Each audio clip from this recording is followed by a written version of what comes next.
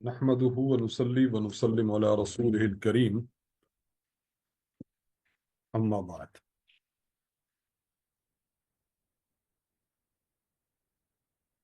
اللہ تعالیٰ کے بے حد فضل اور احسان سے ہمارے حج کورس کا آج تیسرا اور آخری حصہ ہوگا انشاءاللہ العزیز۔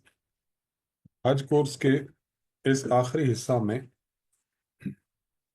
ہم آپ کے سامنے 8 ذو الحجہ سے ہونے والے اعمال حج سے لے کر مدینہ منورہ تک حاضری اور مختلف مقامات کی زیارت کا طریقہ عرض کریں گے انشاءاللہ، اور اس کے متعلق بنیادی معلومات پیش کریں گے۔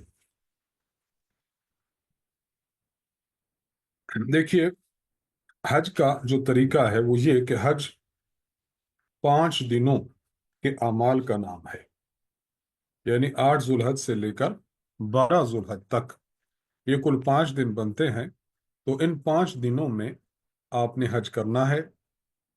7 ذوالحجہ کو آپ احرام کی تیاری مکمل کر لیں، مثلا ناخن تراشیں، مونچھیں کاٹیں، بغلوں اور زیر ناف بال صاف کریں، ممکن ہو تو غسل کر لیں، اور اگر ممکن نہ ہو تو پھر صرف وضو کر لیں۔ یعنی آپ نے ایک دن پہلے اپنے آپ کو حج کے لیے خوب تیار کرنا ہے، کیونکہ اگلا جو 8 کا دن ہوگا، 8 کے دن آپ نے صبح صبح مینا روانہ ہونا ہے، وہاں آپ نے 5 دن قیام کرنا ہے۔ تو چونکہ آپ نے 5 دن قیام کرنا ہے، اصل سامان آپ کا ہوگا آپ کی بلڈنگ پر، اور آپ نے مختصر سا سامان لے جانا ہے مینا کی طرف، کیونکہ مینا سے اب آپ کے حج کی ابتدا ہونی ہے۔ اس لیے کچھ سامان ہم نے لکھا ہے، ہر شخص اپنی ضرورت کے مطابق اس کو لے سکتا ہے، مثلا مسواک، قربانی کا کوپن۔ اگر آپ نے ایجنٹ کے تھرو یا حکومت کے تھرو آپ نے اپنی قربانی جمع کروائی ہے تو آپ کو وہ کوپن دیتے ہیں۔ اس کوپن کا مقصد یہ ہوتا ہے کہ آپ کی قربانی فلاں دن اور فلاں وقت ہو جائے گی، اس کے بعد آپ نے حلق کروانا ہے یا قصر کروانا ہے، تو قربانی کا کوپن آپ کے پاس ہو تاکہ آپ کو وقت اور دن کا پتہ ہو۔ ایک عدد چٹائی ہو یا دری ہو، ایک ہوا والا تکیہ ہو، کپڑوں کا جوڑا، ایک گرم چادر حسب ضرورت، جائے نماز، بسکٹ، پانی کی بوتل جو گلے میں لٹکائی جاتی ہے، ضروری ادویات، احرام کی زائد چادریں، بعض مرتبہ احرام میلا ہو جاتا ہے یا پھٹ جاتا ہے، نزلہ زکام اور کھانسی کی ادویات، چھتری ایک عدد، موبائل کا چارجر یا پاور بینک آپ یہ بھی اپنے ساتھ لے جائیں۔ یہ وہ چیزیں ہوں گی جو آپ نے مینا میں لے کر جانی ہے۔ آپ باقی اپنی تمام اشیاء کو اپنے بیگ میں رکھ کر اپنے مکہ والی بلڈنگ میں، یا آپ اگر ادھر ہیں عزیزیہ میں آپ کو رہائش ملی ہے تو آپ وہاں چلے جائیں گے، اور وہاں سے پھر آپ نے مینا کی طرف آنا ہے۔ اب حج کے جو ایام ہیں اس دن میں کون سا عمل کیا جانا چاہیے، تو اس اعتبار سے ہم آپ کے سامنے تفصیل پیش کر رہے ہیں۔ حج کا پہلا دن 8 ذوالحج ہے۔ 8 ذوالحج کو آپ نے جو کام کرنا ہے وہ یہ کہ عمرہ کا احرام آپ نے جو باندھا تھا اسی طریقے سے آپ نے حج کا احرام باندھ لینا ہے، اور اس کے لیے آپ نے میقات نہیں جانا، آپ نے بس اپنی بلڈنگ سے باندھنے۔ بہتر تو یہ ہے کہ آپ حرم شریف میں آ جائیں، آپ وہاں آ کر پہلے طواف کریں، 2 رکعت آپ نفل پڑھیں احرام کے لیے۔ اگر طواف نہ کر سکے، وقت مختصر ہے، تو پھر آپ احرام کی نیت سے 2 رکعت نفل پڑھ لیں۔ اگر مکروہ وقت ہے تو پھر تو نفل نہ پڑھیں، بس تلبیہ کہہ کر احرام باندھ لیں، اور اگر مکروہ وقت نہیں ہے تو آپ پڑھ لیں۔ اور اگر آپ کے لیے حرم آنا ممکن نہیں ہے، مشکل ہے، تو آپ اپنی مکہ والی رہائش گاہ سے احرام باندھنا چاہیں تو آپ باندھ سکتے ہیں۔ آپ نے حج کی جو نیت کرنی ہے، پہلے ہم نے حج تمتع میں عرض کیا تھا کہ آپ نے عمرہ کی نیت کرنی ہے، اور اگر حج کی نیت ہو تو حج کی نیت یوں کریں گے: اے اللہ، میں تیری رضا کے لیے حج کی نیت کرتا ہوں، اس کو قبول فرما اور میرے لیے آسان فرما۔ اب حج کے احرام کی نیت آپ نے کر لی، پھر 3 مرتبہ آپ نے تلبیہ پڑھنا ہے۔ وہی الفاظ ہیں جو ہم آپ کو پہلے अर्ज कर चुके हैं। आप मेरे साथ पढ़िए, लब्बैक अल्लाहुम्मा लब्बैक, लब्बैक अल्लाहुम्मा लब्बैक, लब्बैक ला शरीक लक लब्बैक, लब्बैक ला शरीका लक लब्बैक, इन्नल हम्दा इन्नल हम्दा वन निअमता वन्निअमता लक वल मुल्क लक वल ला मुल्क शरीक लक, ला शरीका लक, लब्बैक अल्लाहुम्मा लब्बैक, लब्बैक अल्लाहुम्मा लब्बैक, लब्बैक ला शरीक लक लब्बैक, लब्बैक ला शरीका लक लब्बैक, इन्नल हम्दा इन्नल हम्दा वन निअमता वन्निअमता लक वल मुल्क लक वल ला मुल्क शरीक लक, ला शरीका लक, लब्बैक अल्लाहुम्मा लब्बैक, लब्बैक अल्लाहुम्मा लब्बैक, लब्बैक ला शरीक लक लब्बैक, लब्बैक ला शरीका लक, इन्नल हम्दा इन्नल हम्दा वन निअमता वन्निअमता लक वल मुल्क लक वल ला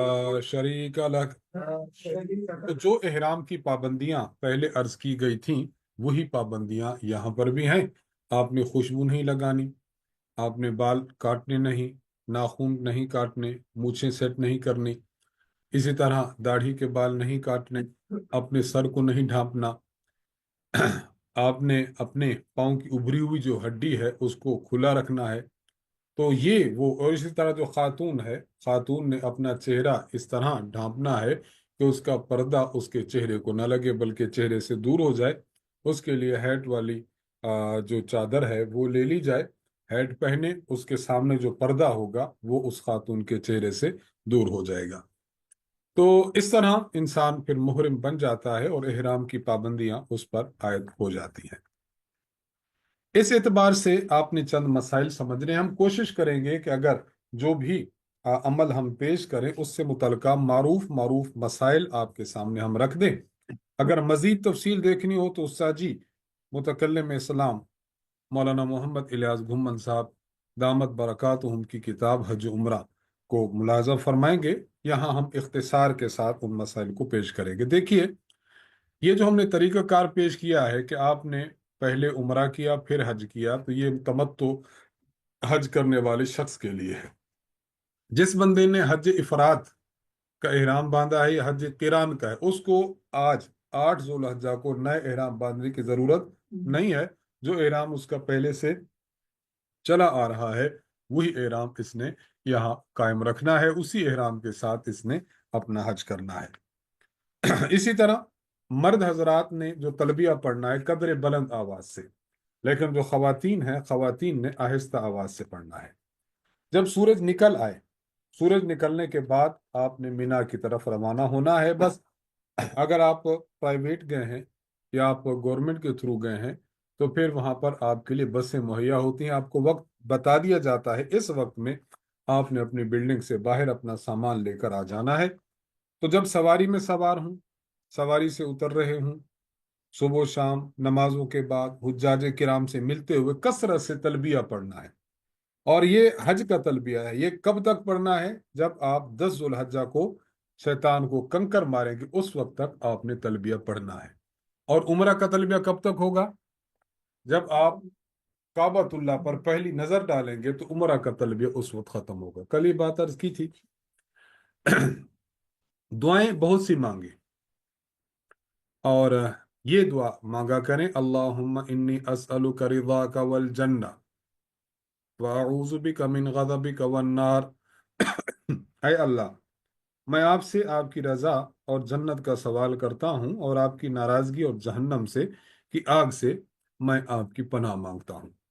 इंसान ये दुआ बार बार करता रहे, बार बार करता रहे। देखिए, मीना में आप आए हैं, आपने अपनी बिल्डिंग पर फजर की नमाज पढ़ ली है। मीना में जब आएंगे तो मीना में 5 नमाजें पढ़ना मसनून है।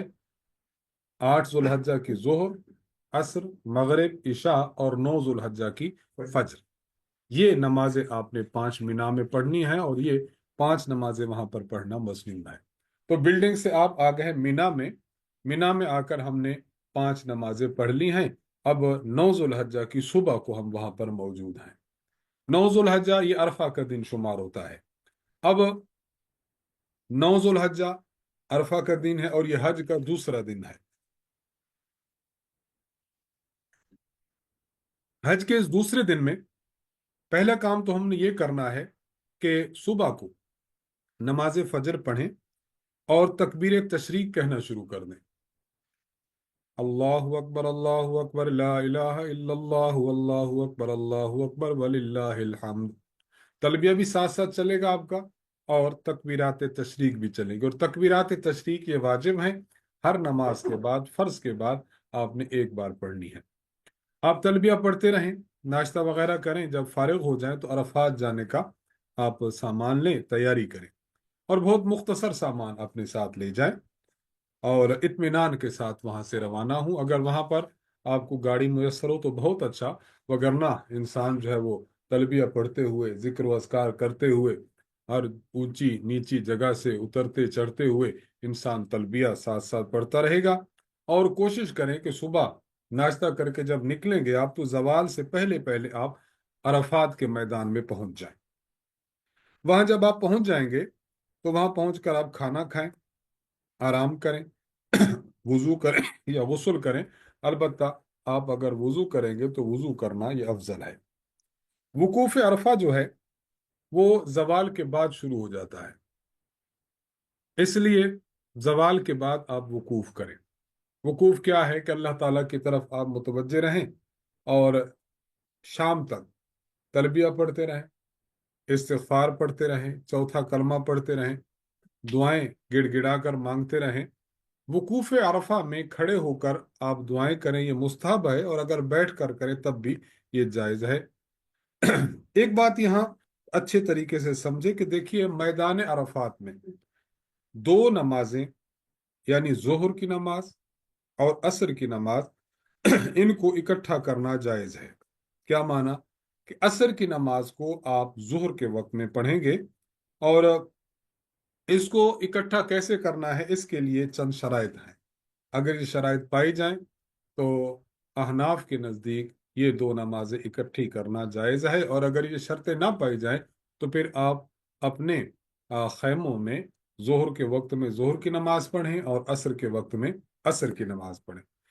وہ شرائط کیا ہے؟ پہلی شرط یہ ہے کہ مسجد نمرہ کا جو امام ہے وہ امام المسلمین یا اس کا نائب ہو، اور یہ جو امام ہوتا ہے وہ امام المسلمین کا نائب ہوتا ہے، وہ حکومت اور گورنمنٹ کی طرف سے طے شدہ ہوتا ہے۔ نمبر دو، یہ دونوں کی دونوں نمازیں ظہر کے وقت میں اکٹھی کی جائیں۔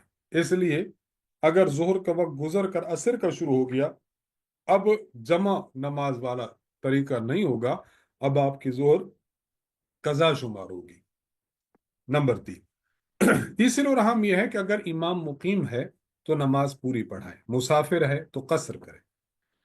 بعض مرتبہ ایسا ہوتا ہے کہ امام مقیم ہونے کے باوجود قصر پڑتا ہے، تو احناف کی تحقیق کے مطابق اس طرح درست نہیں ہے۔ اس لیے اگر آپ کو یہ بات واضح ہو جائے کہ امام نے باوجود اس بات کے کہ امام مقیم تھا اس نے قصر نماز پڑھی ہے، تو پھر احناف کے لیے حکم یہ ہے کہ وہ دونوں نمازوں کو اپنے اپنے وقت میں اپنے خیموں میں ادا کریں، اپنے خیموں میں، اور اپنے اپنے خیموں میں یاد رکھیں کہ وہاں یہ شرط نہیں ہے، کیونکہ وہاں جو امام ہوگا وہ امام المسلمین نہیں ہے، آپ کے گروپ کا امام ہے، آپ کے خیمے کا مولانا ہے، وہ پڑھائے گا۔ اس لیے اس کے پیچھے جب نماز پڑھیں گے تو اب ان نمازوں کو اکٹھی کرنا جائز نہیں۔ ظہر کو اب ظہر کے وقت میں پڑھیے اور عصر کو عصر کے وقت میں پڑھیے۔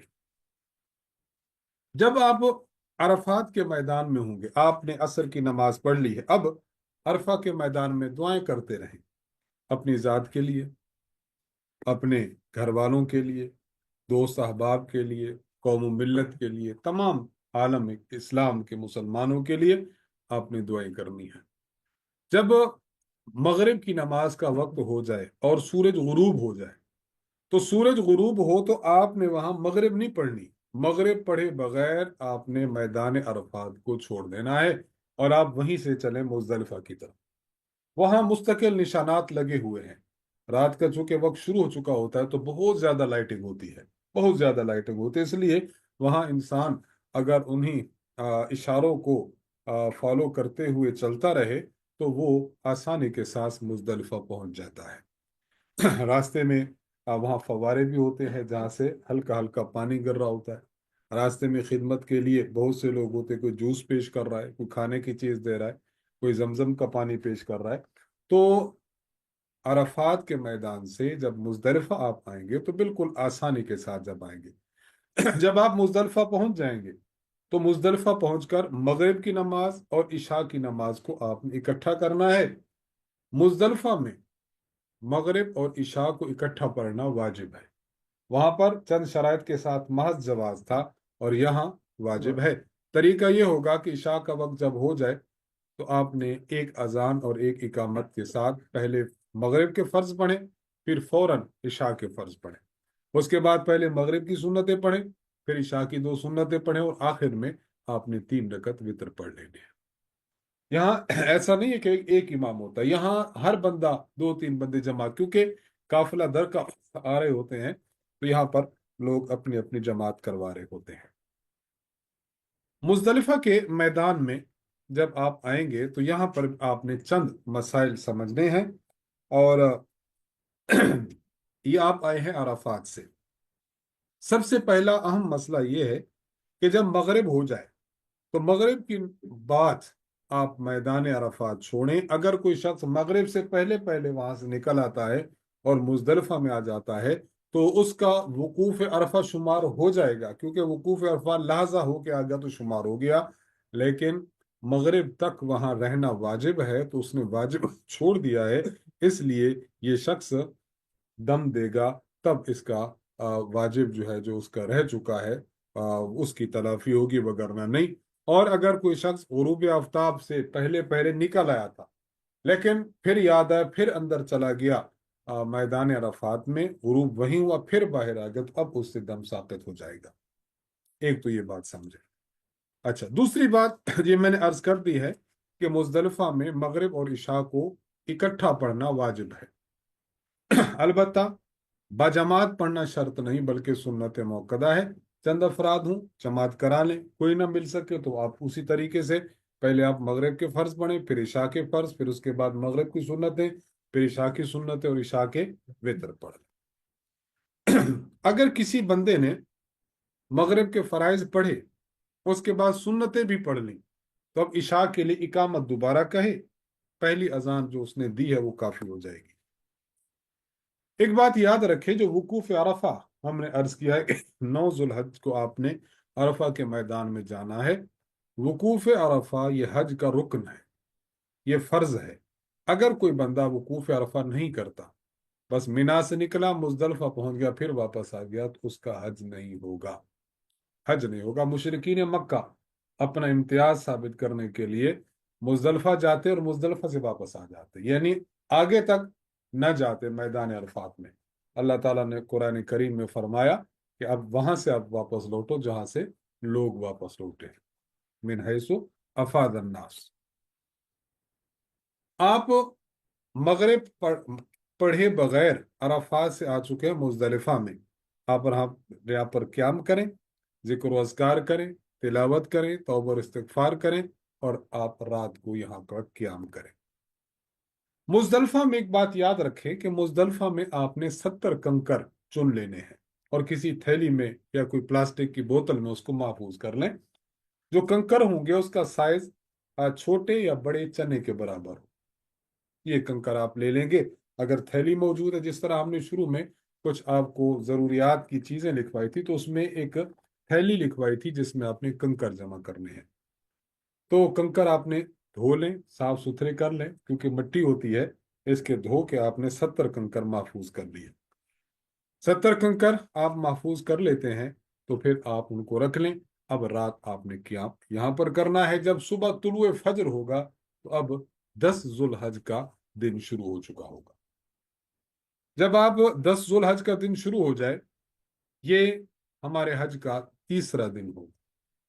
اس میں اب آپ کہاں پر ہیں؟ مزدلفہ میں ہیں. آپ مزدلفہ میں ہیں تو آپ صبح صادق کے بعد اندھیرے ہی میں آپ نے نماز فجر ادا کر لینی ہے. فجر کی سنتیں پڑھیں، فرض پڑھیں، پھر جماعت کے ساتھ آپ نے اندھیرے میں ادا کرنی ہے.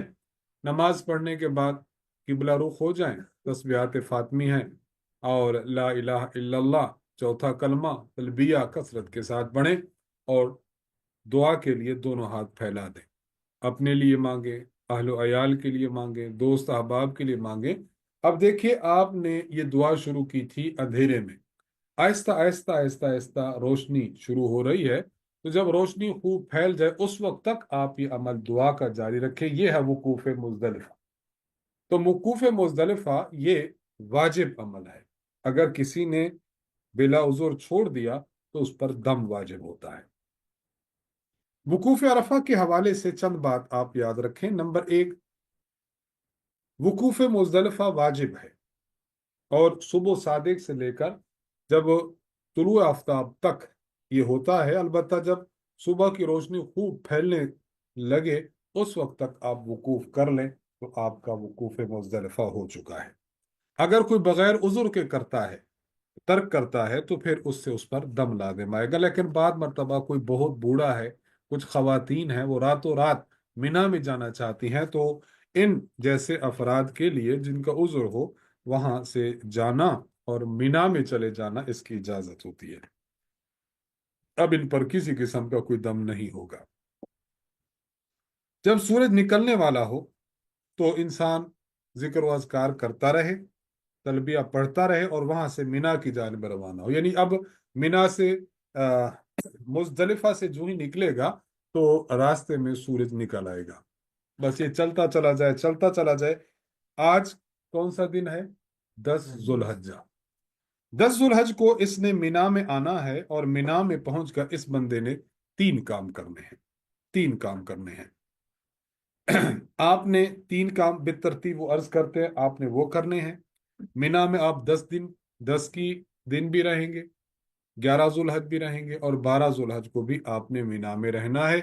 ہاں، طواف زیارت جو حج کا رکن ہے اس کے لیے آپ نے پھر مکہ جانا ہے، طواف زیارت کر کے پھر واپس آپ نے مینا میں آ جانا ہے، ایک دن آپ نے مکہ جانا ہوگا۔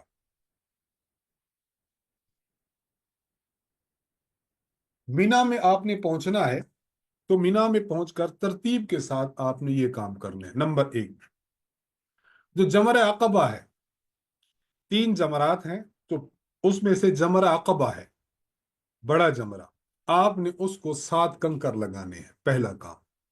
دوسرا کام، آپ نے قربانی کرنی ہے اگر آپ ہیں قارن یا متمتع۔ تیسرا کام، اپنے سر کا حلق یا قصر کرانا ہے۔ بس یہ 3 کام ایسے ہیں کہ جن میں ترتیب واجب ہے۔ نمبر 1، آپ نے جمرہ عقبہ کو 7 کنکر مارنے ہیں۔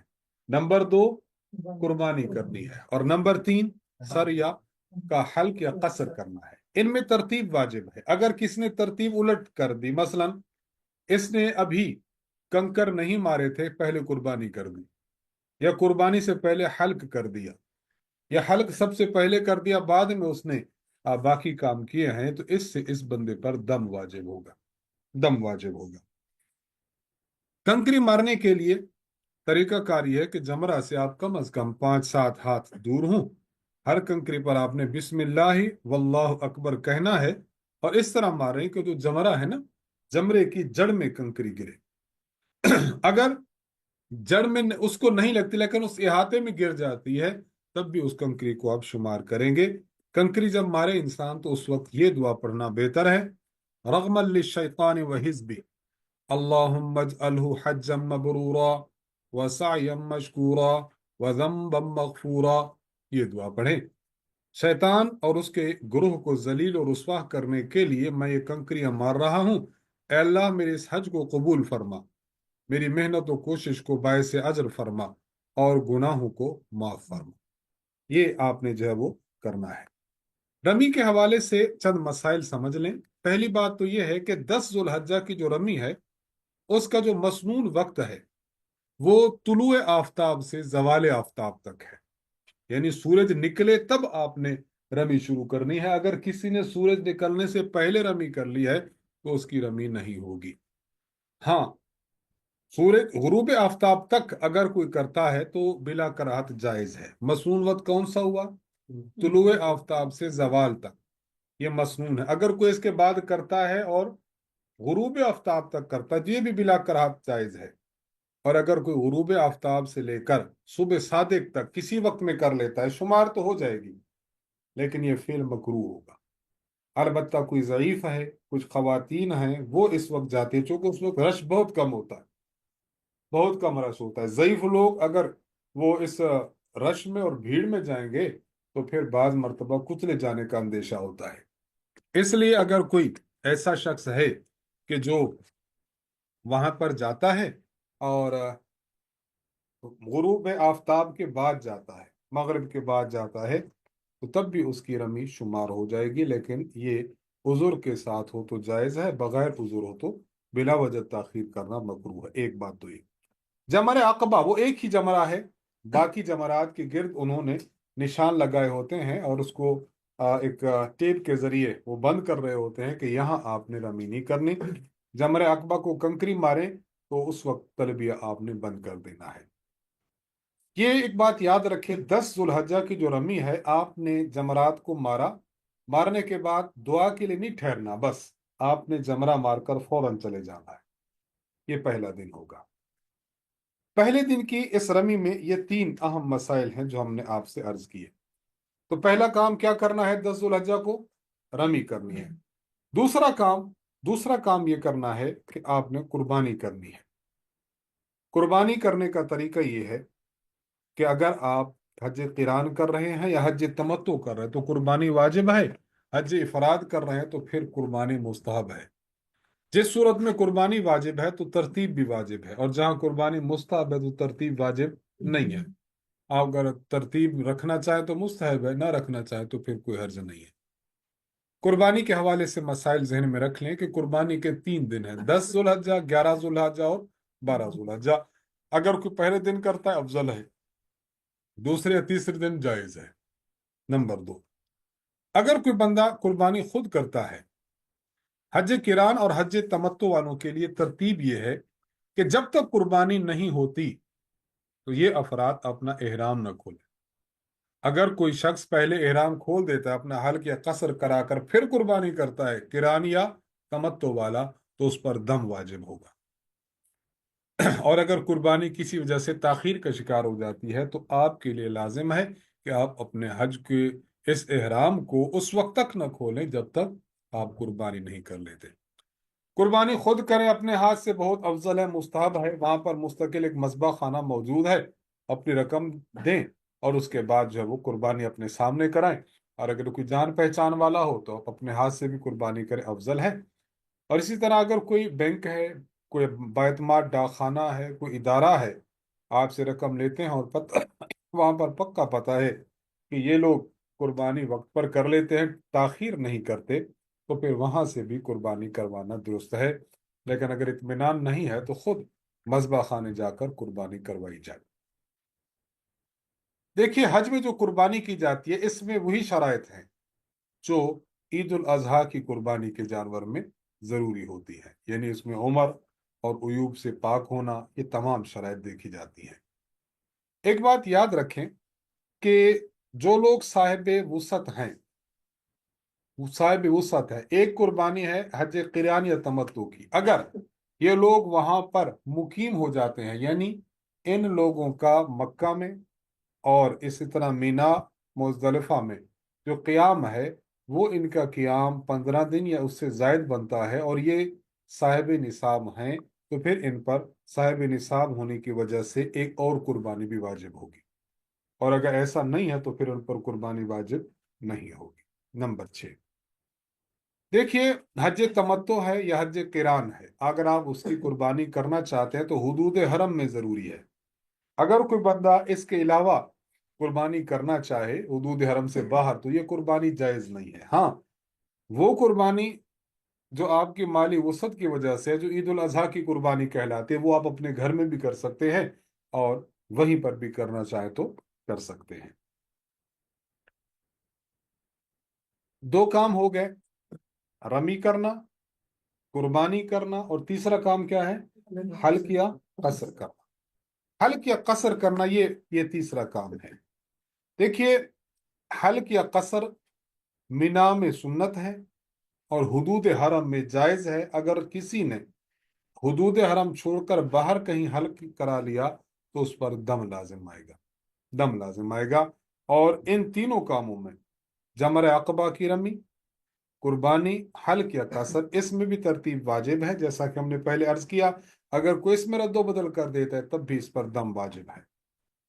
एक बात जरा याद रखें, अगर किसी बंदे ने 10 जुल्हज्जा को ये तीनों काम कर लिए और उसने अपना हल्क भी करा लिया, तो हल्क कराने या कसर कराने की सूरत में ये एहराम से निकल जाएगा।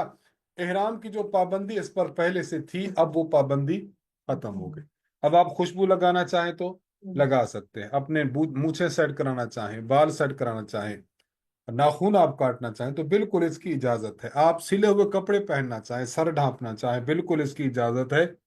लेकिन एक चीज है जो इंसान के लिए हलाल नहीं है, वो ये है कि अब बीवी से सोहबत करना, ये बोसो किनार करना, ये इंसान के लिए हलाल नहीं है।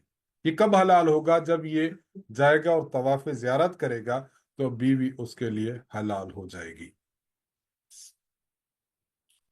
तवाफ ज़ियारत ये हज का अहम रुकन है, और ये आपने कब करना है? ये आपने आज 10 जुल्हज्जा से शुरू करना है, और आपने इसे 12 जुल्हज कि मगरिब से पहले पहले तक इसको कर लेना है। अगर कोई शख्स इस तरह नहीं करता और ताखीर कर देता है तो उस पर दम वाजिब होगा, दम वाजिब होगा। आपने चूंकि एहराम अपना खोल दिया, हल्क या कसर करा लिया, तो अगर आपके सादा कपड़े हैं ना, आम कपड़े, तो आम कपड़ों में भी जाकर आप ये तवाफ कर सकते हैं। इसके लिए आपको मक्का जाना होगा। जब तवाफ कर चुके तो रात का क़याम आपने मिना में करना है। मिना में रात का क़याम ये मसनून है। इस हवाले से चंद मसाइल ये समझ लें कि देखें, ये जो 4 काम थे ना, रमी, कुर्बानी, हल्क या कसर और तवाफ ज़ियारत, इनमें से पहले 3 जो है इनमें तरतीब वाजिब है, और तवाफ ज़ियारत और इनके दरमियान तरतीब वाजिब नहीं है बल्कि मुस्तहब है। लिहाजा अगर कोई बंदा रमी करने के बाद तवाफ ज़ियारत कर लेता तो ठीक है, इसमें कोई हर्ज की बात नहीं है। और अगर एक बंदे ने मिना आया नहीं है, बल्कि वो बंदा मुजदलफे बराह रास्त चला गया, मुजदलफा से बैतुल्ला और तवाफ ज़ियारत करके आ गया, तो तवाफ ज़ियारत फिर भी हो जाएगा, लेकिन इस तरह करना मकरूह है। दम बहरहाल इससे लाजिम नहीं होगा।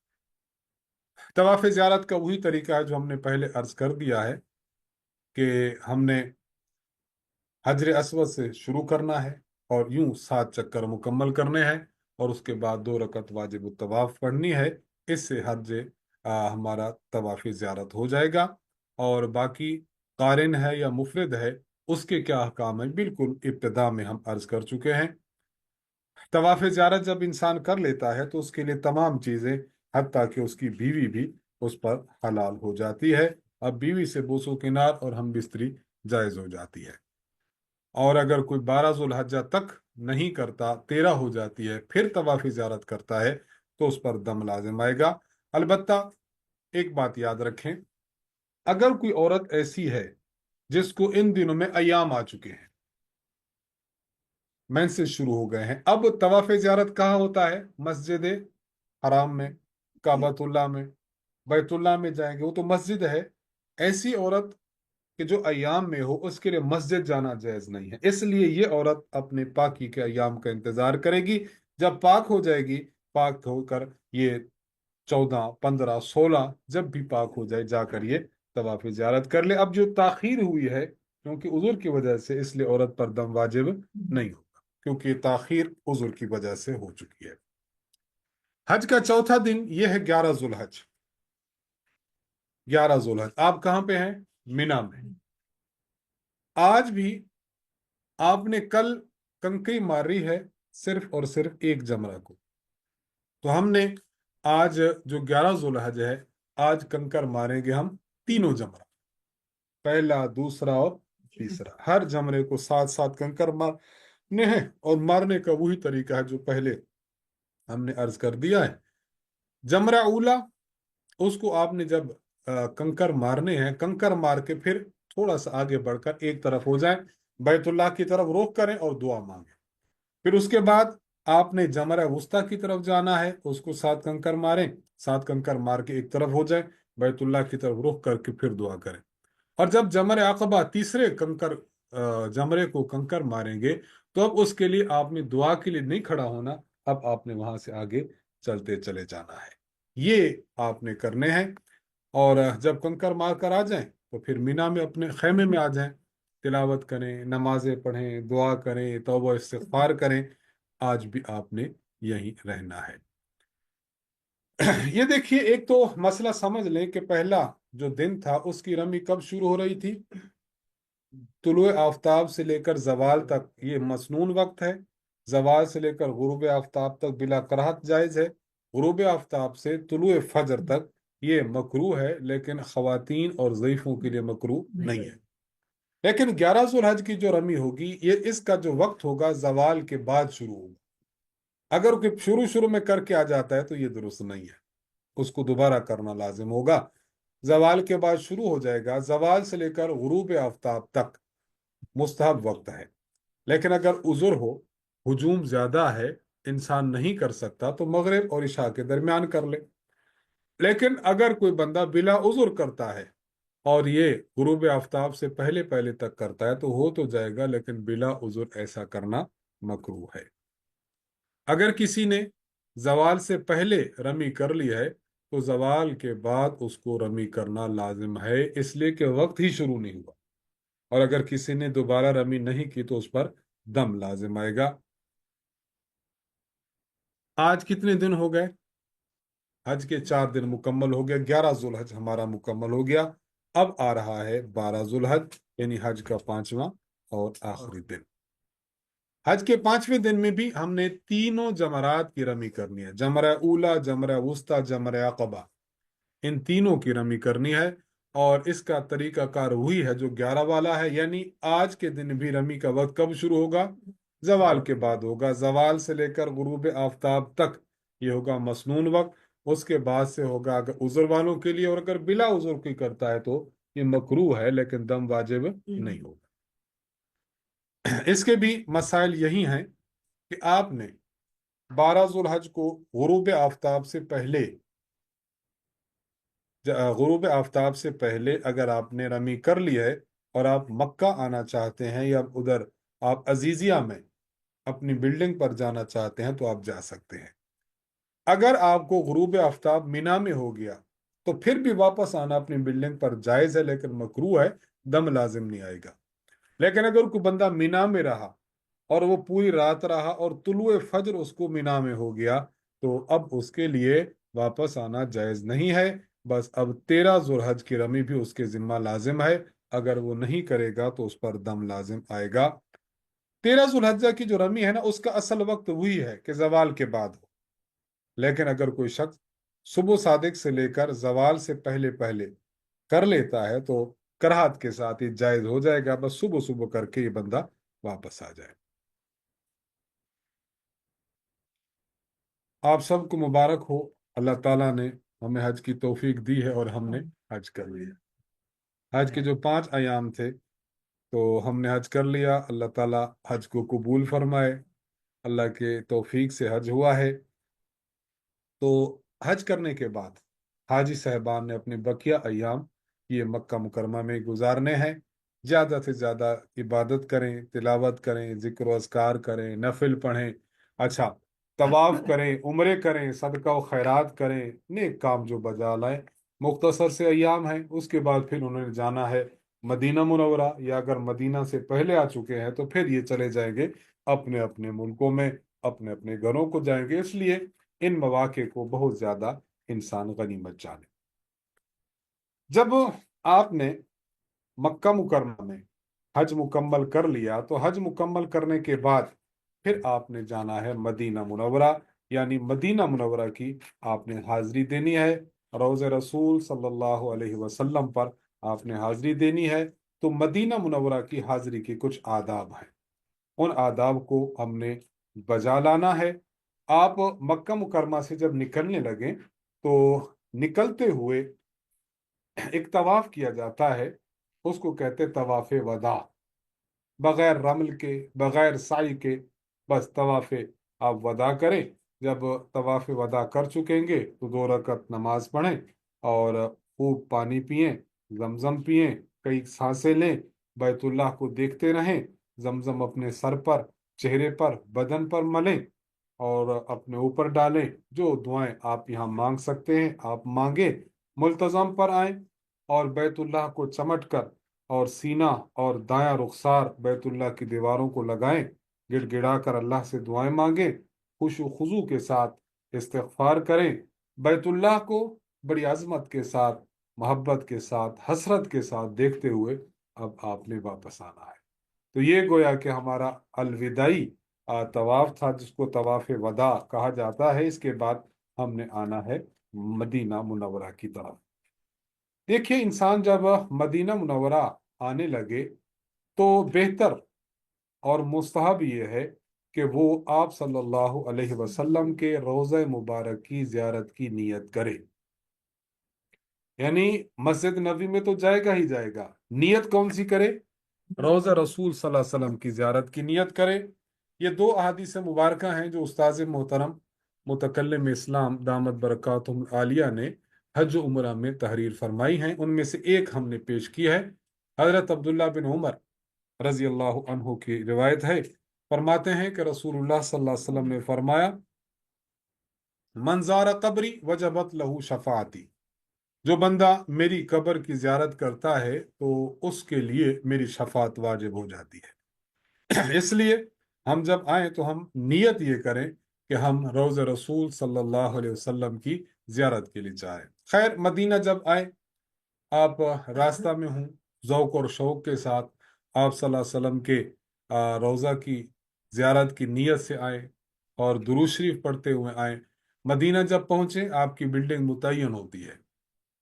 आप अपनी बिल्डिंग पर सामान रखें।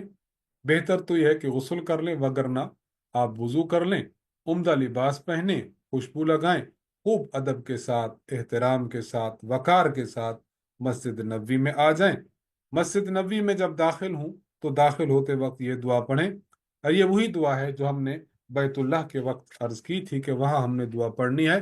बिस्मिल्लाह वल्हम्दुलिल्लाह वस्सलातु वस्सलामु अला रसूलिल्लाह अल्लाहुम्मा अफ्तह ली अबवाब रहमतिक। ये दुआ पढ़नी है। इस दुआ पढ़ने के बाद देखें कि अगर मकरू वक्त नहीं है तो 2 रकत पढ़ लें, ये होगा तहियतुल मस्जिद। और अगर मकरू वक्त है तो फिर इनको पढ़े बगैर आप आगे चलें।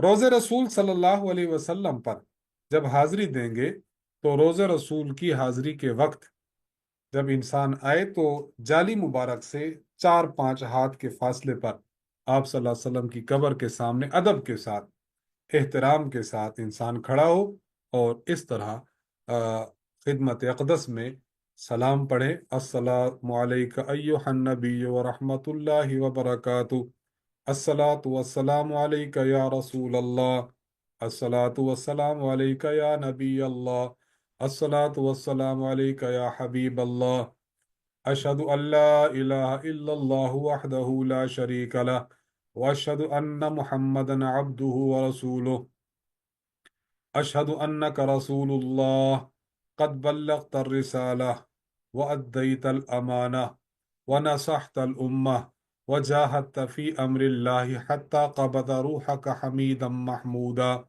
फजज़ाकल्लाहु अन सगीरिना व कबीरिना खैरल जज़ा। ये दुआ इंसान पढ़े आप सल्लल्लाहु अलैहि वसल्लम के रोज़े अतहर पर हाजिरी देते वक्त। फिर आगे एक कदम चले और हजरत सिद्दीक अकबर रदी अल्लाह ताला अन्हु की कब्र के सामने खड़ा हो और यूं उनकी खिदमत में सलाम पेश करें, अस्सलामु अलैका या खलीफत रसूलिल्लाहि अबा बकर सिद्दीक, जज़ाकल्लाहु अन उम्मत मुहम्मदिन खैरा। आप पर सलामती हो ऐ रसूलुल्लाह सल्लल्लाहु अलैहि वसल्लम के खलीफा अबू बकर सिद्दीक, अल्लाह ताला आपको उम्मत मुहम्मदिया की तरफ से बेहतरीन बदला अता फरमाए। ये करने के बाद फिर आगे कब्र मुबारक है हजरत उमर फारूक रजी अल्लाह अन्हु की, उनकी खिदमत में जाकर सलाम का तोहफा पेश करना है। तो एक कदम आगे चले तो वहां जाकर खड़े हूं और यूं सलाम अर्ज करें, अस्सलामु अलैका या अमीर अल-मुमिनीन उमर अल-फारूक अल्लज़ी अअज़्ज़ल्लाहु बिल इस्लाम, जज़ाकल्लाहु अन उम्मत मुहम्मदिन खैरा। آپ پر سلامتی ہو اے امیر المؤمنین عمر فاروق، جن کے ذریعے اللہ نے اسلام کو عزت عطا فرمائی۔ اللہ تعالیٰ آپ کو امت محمدیہ علی صاحبہ الصلاۃ والسلام کی طرف سے بہترین جزا عطا فرمائے۔ اگر آپ نے کسی کا سلام پیش کرنا ہے، مثلا ہم گئے ہیں اور ہم نے سلام پیش کرنا ہے استاذ محترم دامت برکات عالیہ کا، تو کسی کا سلام پیش کرتے ہوئے انسان یوں درخواست کرے، یا رسول اللہ، استاذ محترم مولانا محمد الیاس گھمن بن حافظ شیر بہادر کی طرف سے سلام قبول فرمائے، وہ آپ کی شفاعت کے طلبگار ہیں۔ اپنے والدین کی طرف سے، دوست اقارب کی طرف سے، جنہوں نے آپ کو کہا ہے، ان کی طرف سے جب آپ سلام پیش کریں گے تو یوں روضہ اقدس پر سلام پیش کریں۔ دن میں 5 مرتبہ یا جتنی مرتبہ حاضری ہو سکے بار بار بار بار بار بار روضہ اقدس پر حاضر ہوتے رہیں۔ مدینہ منورہ میں جتنا آپ کا قیام ہو، تلاوت کریں، ذکر و اذکار کریں، درود و سلام کی کثرت کریں۔ مرد حضرات کے لیے کہ وہ مسجد نبوی میں باجماعت نماز کا اہتمام کریں، خواتین جو ہے وہ اپنی بلڈنگ پر نماز ادا کریں۔ ہاں، بعض مرتبہ خواتین روضہ رسول پر آتی ہیں، اس وقت اگر نماز کا عین وقت ہو جاتا ہے تو وہاں پر جو خواتین کے لیے نماز کی جگہ ہے وہاں پڑھ لے، اس کے بعد پھر اپنی جگہ پر چلی جائے۔ اس کے علاوہ انسان کو چاہیے کہ انسان اس کے علاوہ دیگر مقدس مقامات کی زیارت کرے، اور جنت البقیع ہے، مسجد قباء ہے، میدان احد ہے، شہدائے احد ہیں، ان کی زیارت کے لیے جائے، تاکہ وہ منظر جو حضرت صلی اللہ علیہ وسلم کی زندگی میں تھے ان کی زیارت کرے، کہ اس جگہ حضور علیہ الصلوۃ والسلام کی جو وہ بیٹھتے تھے، یہ جگہ حضور علیہ السلام کا ممبر ہے، یہ ممبر اور آپ کے روضہ اقدس کے درمیان کی جگہ ریاض الجنہ ہے، تو ان چیزوں کا انسان بہت اہتمام کرے۔ اب ہم آپ کے سامنے چند مقدس مقامات کی زیارت کے لیے کچھ چیزیں عرض کریں گے، تو آپ نے اس کو غور سے ملاحظہ فرمانا ہے۔ دیکھیے، سب سے پہلے تو یہ دیکھیے غار ہرا۔ غار ہرا یہ مکہ مکرمہ کے قریب ایک پہاڑ ہے جسے جبل نور کہتے ہیں، اس میں غار ہے۔ پہلی وحی، اقرأ بسم ربک الذی خلق، خلق الانسان من علق، اقرأ وربک الاکرم الذی علم بالقلم، علم الانسان ما لم یعلم، یہ وحی نازل ہوئی، یہ وحی نازل ہوئی۔ تو یہ جو غار ہے یہ پہاڑ کی چوٹی پر نہیں، بلکہ اس تک پہنچنے کے لیے 60-70 میٹر نیچے مغرب کی سمت میں انسان کو جانا پڑتا ہے، تو نشیب میں اتر کر راستے پھر بلندی کی طرف جاتا ہے، یوں انسان جو ہے وہ غار کی طرف جاتا ہے۔ بہرحال یہ غار ہے، پہلی وحی کا نزول یہاں پر ہوا، تو بہت ہی متبرک جگہ ہے، یہاں انسان کو جانا چاہیے۔ غار ثور جو ہے یہ مکہ معظمہ کے دائیں جانب 3 میل کے فاصلے پر ایک پہاڑ ہے جسے کہتے ہیں جبل ثور۔ یہ غار اس جبل ثور میں واقع ہے۔ آپ صلی اللہ علیہ وسلم نے مکہ معظمہ سے مدینہ منورہ ہجرت کی تھی، تو 3 دن اس غار میں قیام فرمایا تھا۔ قرآن کریم میں ہجرت کا بیان کرتے ہوئے جس غار کا ذکر کیا گیا ہے وہ یہی ہے، اذ ہما فی الغار، کہ جب اللہ کے نبی اور حضرت صدیق اکبر رضی اللہ عنہ اس غار میں تھے، تو اس غار کا ذکر، یہ وہ غار ہے۔ حضرت ابوبکر صدیق رضی اللہ عنہ پہلے اس غار میں گئے، جا کر انہیں غار کو صاف کیا، اور پھر حضور صلی اللہ علیہ وسلم کو اس غار میں اندر لائے۔ اللہ کے حکم سے غار کے دہانے پر جو مکڑی ہے اس نے جالا تانا تھا۔ مشرکین قدموں کے نشانات سے چلتے چلتے اس غار کے دہانے پر پہنچ گئے تھے، اور اندر سے آپ صلی اللہ علیہ وسلم اور صدیق اکبر ان کے پاؤں کو دیکھ رہے تھے، لیکن اللہ تبارک و تعالیٰ نے ان کو بچا لیا، ان کو بچا لیا۔ جنت المعلی یہ مکہ مکرمہ کا ایک خاص قبرستان ہے۔ جنت البقیع کے بعد جنت المعلی جو ہے وہ دنیا میں افضل ترین قبرستان سمجھا جاتا ہے۔ یہ کعبہ سے مشرقی جانب قریب ہی واقع ہے۔ اس قبرستان میں حضور صلی اللہ علیہ وسلم کے رشتہ داروں میں حضرت ام المومنین امی عائشہ رضی اللہ عنہا، دیگر صحابہ و تابعین اور اولیاء و صالحین کے قبور مبارکہ موجود ہیں۔ बैतुल्लाह के मगरबी जानिब तकरीबन 1 से 1.5 किलोमीटर के फासले पर यह है। पैदल भी इंसान वहां से चले तो बिल्कुल करीब है, वहां पर पहुंच जाता है। और आम हुज्जाज किराम और मकामी लोगों को भी इस कब्रिस्तान में दफन करने की इजाजत हुआ करती है। ये हजरत खदीजतुल कुबरा रदी अल्लाह ताला अन्हा की कब्र मुबारक है। हजरत खदीजा रसूलुल्लाह सल्लल्लाहु अलैहि वसल्लम की पहली ज़ौजा हैं, और नुज़ूल वही के बाद जब नबी अलैहिस्सलाम तशरीफ लाए थे तो हजरत खदीजा रजी अल्लाह अन्हा ने आप अलैहिस्सलाम को तसल्ली दी कि अल्लाह तबारक व ताला आपको ज़ाय नहीं फरमाएंगे, क्योंकि आप में मकारिम अखलाक मौजूद हैं। नबी अलैहिस्सलाम को इससे तसल्ली हुई। आप अलैहिस्सलाम की औलाद सिवाय हजरत इब्राहीम रजी अल्लाह अन्हो के सब हजरत खदीजतुल कुबरा से है, और नबी अलैहिस्सलाम की जो हजरत इब्राहीम औलाद हैं वो हजरत मारिया किब्तिया से है। इनकी जिंदगी में नबी अलैहिस्सलाम ने मजीद निकाह नहीं किया था। हजरत खदीजतुल कुबरा रदी अल्लाह अन्हा। मस्जिद खीफ ये मिना में मौजूद है, मिना में मौजूद है। यहाँ पर जो है वो बहुत ही अजमत वाली चीजें हैं, बहुत बड़ा मजमा यहाँ पर हुआ करता है। ये मीना के खेमे हैं। जब हम मीना में जाते हैं तो मीना में हुज्जाज किराम के लिए खेमे होते हैं, बहुत बड़े खेमे हैं। यहाँ एयर कंडीशन तक भी मौजूद होता है, वगरना एयर कूलर मौजूद होते हैं। क्योंकि गर्मी बहुत होती है तो खेमों की साख्त इस तरह बनाई गई है कि इस खेमा में फिर गर्मी नहीं लगती, इस खेमा में फिर इंसान को गर्मी नहीं लगती। जबल रहमत मैदान अरफात में वाक़ एक पहाड़ है जिसे जबल रहमत भी कहा जाता है। तो ये अरफा जो है अरबी जुबान में ऊंची जगह को कहते हैं। इस पहाड़ी का नाम भी फिर यहीं पड़ गया है। जबल रहमत का जो कुतर है, वो डायमीटर जिसे कहते हैं, वो तकरीबन 100 मीटर है, और इसकी बुलंदी 60 मीटर है।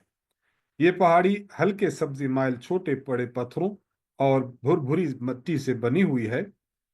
नबी सल्लल्लाहु अलैहि वसल्लम ने की जो ऊंटनी थी, हज्जतुल वदा के मौका पर वो यहाँ खड़ी थी, और वहां पर अब ऐन वहीं पर एक बहुत ऊंचा जो एक मीनार बना दिया गया है। जबल रहमत के चारों जानिब मैदान अरफात मौजूद है।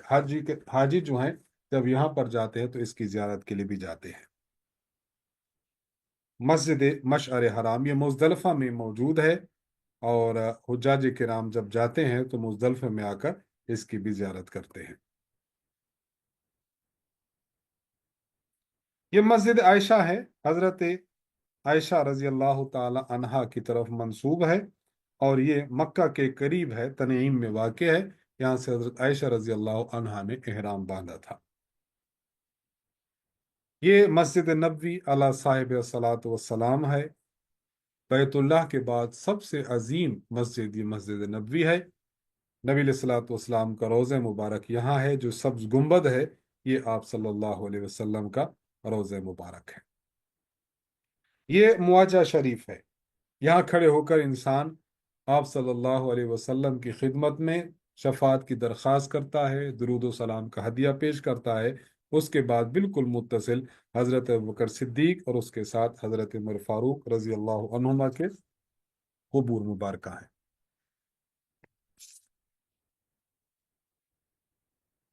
जन्नतुल बकी मदीना मुनव्वरा का एक कब्रिस्तान है। यहाँ आप सल्लल्लाहु अलैहि वसल्लम के सहाबा, आपके अहले बैत और कई मुअज़्ज़ज़ शख्सियात मौजूद हैं। जन्नतुल बकी ये बकी जो है उस जगह को कहते हैं कि जहाँ जंगली पेड़ पौधे पाए जाते हैं, क्योंकि यहाँ पर भी ऐसा ही था कि पहले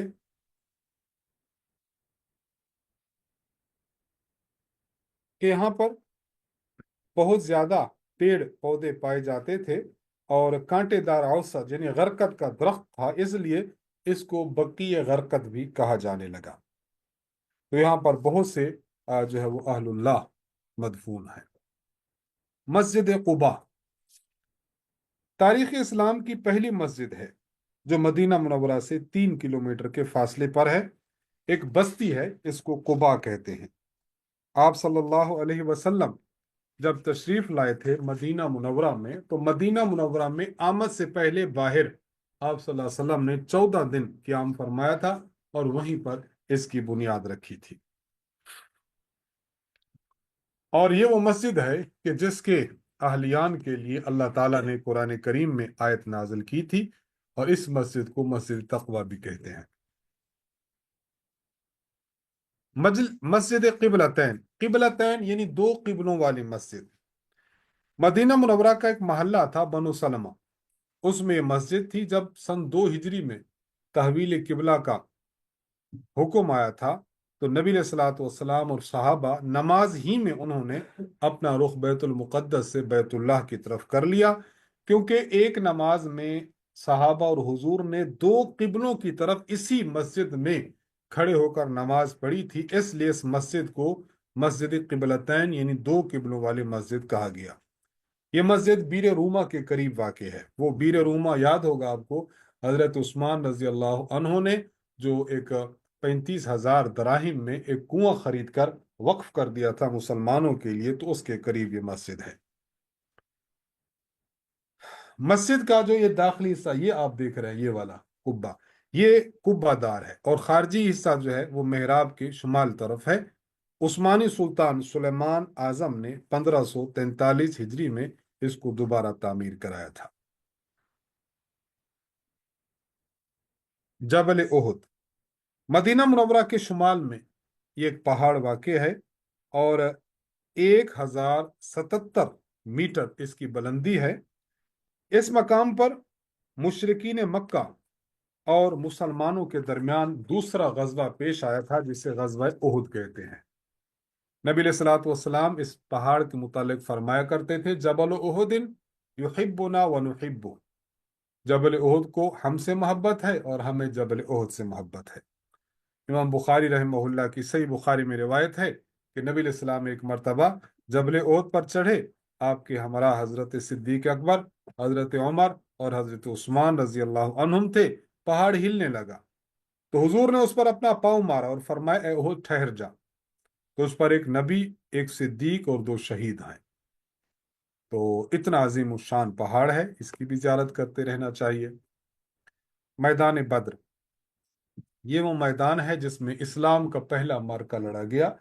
مسلمان جو ہے وہ بے سر و سامانی کے عالم میں تھے، بہت مختصر ان کے پاس آلات جنگ اور آلات حرب تھے، لیکن اللہ تعالیٰ نے اس جنگ میں مسلمانوں کو فتح نصیب فرمائی۔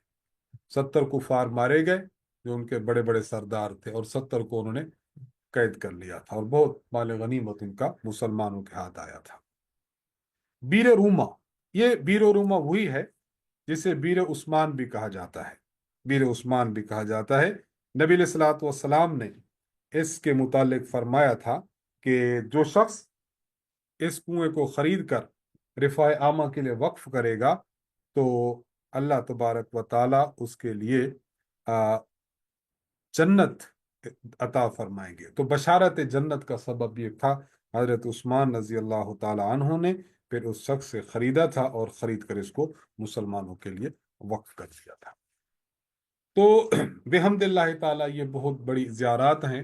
انسان جب مدینہ منورہ میں ہو تو مدینہ منورہ کے بھی، اور جب مکہ مکرمہ میں ہو تو مکہ مکرمہ میں ان زیارات کو دیکھا کرے اور ان کے جایا کرے، تو انشاءاللہ العزیز وہ اسلام کا وہ عظیم الشان پس منظر اور اسلام کی وہ ایک تاریخ یہ انسان کو جو ہے وہ محسوس ہوگی۔ حج کا جو کورس تھا، اللہ تعالیٰ کے فضل و کرم سے اور ہمارے استاذ محترم کی دعاؤں کی برکت سے اور آپ تمام احباب کی توجہات سے الحمدللہ پائے تکمیل کو پہنچا۔ اللہ تعالیٰ سے دعا ہے کہ اللہ تعالیٰ اس حج کورس کی برکت سے ہم سب کو حج بیت اللہ نصیب فرمائے، آمین ثم آمین۔ اللہ تعالیٰ اپنے گھر کی زیارت نصیب فرمائے، اپنے پاک پیغمبر صلی اللہ علیہ وسلم کے روضہ اطہر کی زیارت نصیب فرمائے، وہاں درود و سلام کا ہدیہ پیش کرنے کی توفیق عطا فرمائے۔ حج کے مسائل پوچھنے کے لیے ہم اپنا نمبر آپ کے سامنے شیئر کر رہے ہیں، تو اس نمبر کو احباب نوٹ فرما لیں۔ حج کے مسائل آپ نے پوچھنے، اور حج کے ایام میں انشاءاللہ العزیز ہم آپ کی سوالات کے جوابات کے لیے حاضر خدمت رہیں گے، اور اگر آپ احباب نے اس حوالے سے مزید کوئی رہنمائی چاہنی ہو تو انشاءاللہ وہ بھی ہم حاضر خدمت رہیں گے۔ اللہ تعالیٰ آپ کا پڑھنا پڑھانا سب کا پڑھنا پڑھانا اپنی بارگاہ میں قبول اور منظور فرمائے۔ اقول قولی ھذا وآخر دعوانا ان الحمد للہ رب العالمین۔ الحمد للہ رب العالمین والعاقبۃ للمتقین والصلاة والسلام علی خیر خلقہ محمد وآلہ وصحبہ اجمعین۔ اللہم انت السلام ومنک السلام تبارک یا ذا الجلال والاکرام۔ یا اللہ، آپ کی توفیق سے ہم نے حج کور پڑھایا ہے اور احباب نے پڑھا ہے۔ استاذ محترم متکلم اسلام مولانا محمد الیاس بھمن صاحب حافظہ اللہ کی زیر نگرانی منعقد ہوا، جو ای مرکز نے اس کا انتظام فرمایا۔ اے اللہ، اس کورس کے منعقد کرنے پر ہمارے استاذ محترم کو، ہمارے ای مرکز کی انتظامیہ کو خاص اجر عطا فرما۔ جن احباب نے اس کورس میں شرکت کی ہے، اے اللہ، ان کے شرکت کرنے کو اپنی بارگاہ میں قبول فرما۔ اس کورس کو یا اللہ ہم سب کے لیے باعث اجر فرما، اور اس کورس کی برکت سے یا اللہ ہمیں حج بیت اللہ نصیب فرما۔ یا اللہ، مرکز اہل سنت والجماعت کو دن دگنی رات چگنی ترقی عطا فرما۔ مرکز کی ضروریات کا سامان خزانہ غیب سے فرما۔ خصوصی طور پر ہماری مسجد خاتم النبیین صلی اللہ علیہ وسلم زیر تعمیر ہے، یا اللہ اس کی تعمیر کو جلد از جلد پائے تکمیل تک پہنچا۔ مرکز اہل سنت و آنے والے تمام طلباء کے علم و عمل میں، حافظہ ذہانت میں ترقیات عطا فرما۔ مرکز کے فیض کو پورے عالم میں عام فرما۔ ہمارے استاذ محترم کے علوم سے ہم سب کو مستفید فرما۔ ان کی محنت، ان کی جد و جہد کو پورے عالم میں عام فرما اور ثمر بار فرما۔